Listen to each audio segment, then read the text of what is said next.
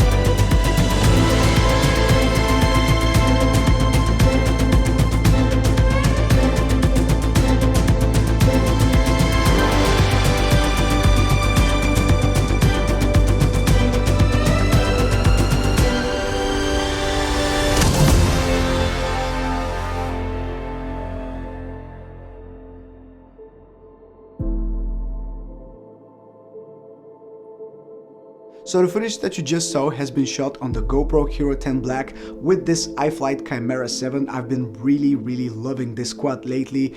I recently put out a review of this Chimera 7. If you're interested, you can find the link for this video in the description. But I also used the Autel Evo 2 Pro for a couple of shots. I wanted to have a few more layers, if I can say that, of smooth shots, revealing shots where you can see where I'm flying, because sometimes FPV shots are great, but they don't give you enough information about the whole area, and you can really get some epic shots if you have a general overview of the area where you're flying. You can do that with a camera drone, so that's why I use that as well. I really enjoy mixing these things up, so I really hope you like the video. But with that being said, let's dive into the settings of the GoPro Hero 10 Black. So first things first, let's start with the frame rate, resolution, and stabilization options on this GoPro.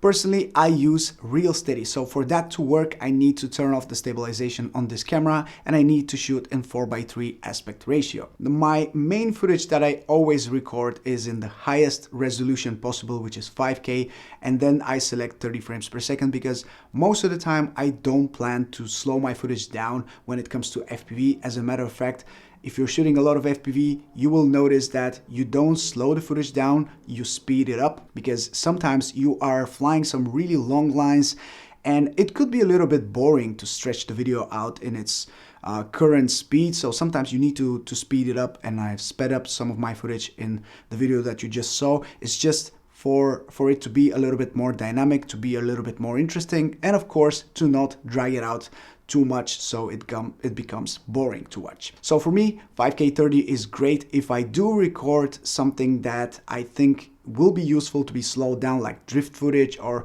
some motocross footage that I recently shot. I did plan to slow it afterwards because there are some really cool shots that just deserve to be slowed down so they can be seen with more detail, and sometimes you really need that extra frame rate. So if I plan to record something that involves a real steady, I can always drop this down to 4K 60 frames per second in 4:3 aspect ratio. But let's just say there is something really dynamic, really interesting that you definitely want to have the ability to really slow down. Maybe if you're shooting something that is happening very quickly and you want to have all the time to look at it afterwards, then 4K at 120 frames per second is what I would go for. But in that case, you really don't need that super steady stabilization that Real Steady gives you, because you are slowing the footage so much that the stabilization is not an issue anymore.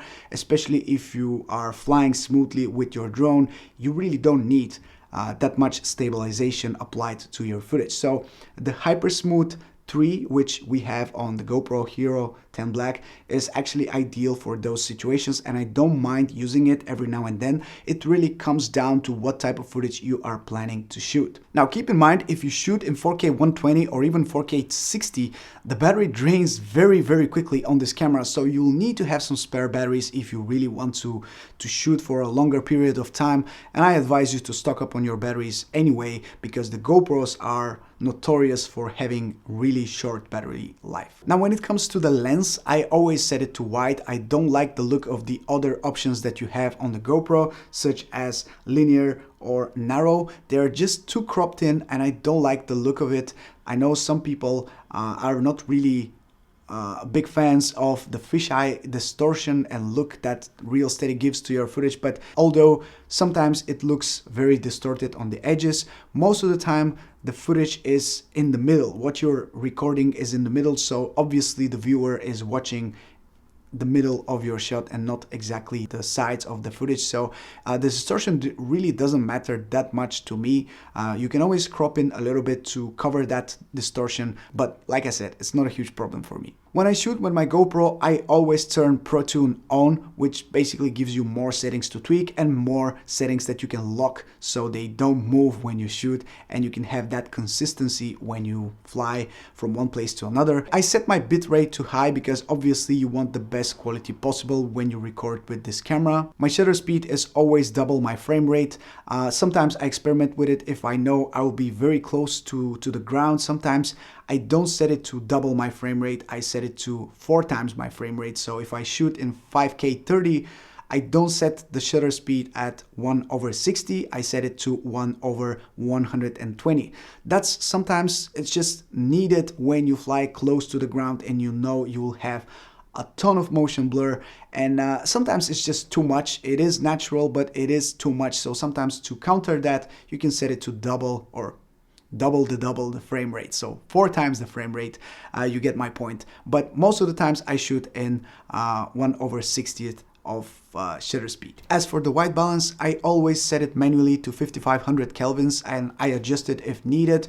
It really depends on the sunlight around you, but for most of the time when it's bright, sunny, and not very cloudy around you, you can set it to 5500 and just forget about it. I have experimented with native white balance, but I'm just not a huge fan of the look that it gives. It's too yellow, and I know many of you would say that you can always fix that in post, but I prefer to not do that. I prefer to set the right white balance when I shoot so I can be ready to start editing straight away and not deal with bluish or yellowish colors in my footage. ISO minimum is always 100, and as for the ISO maximum, I tend to switch it between 100 or 200 depending on the lighting environment around me. If I plan to go from a dark environment to a brighter environment or vice versa, I know that it will need to have an additional ISO boost like 200. The sharpness I always set to low. I know some people are having good results with medium sharpness, but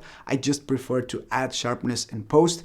I don't like the look of medium or high sharpness that the GoPro has. It's just too fake looking, and I prefer to have a little bit softer image compared to a little bit sharper image. If you get my point, I just feel like it looks a little bit better. And most importantly, when I record, I set my color to flat because I always color grade my footage. Even if it's just a tiny bit, I prefer to have that manual control myself and not rely on the 2 separate options that GoPro gives you, which are normal or vivid, if I'm not mistaken. So normal color is all right, but vivid color is just too much. I'm not a fan of those really saturated colors that GoPro gives you.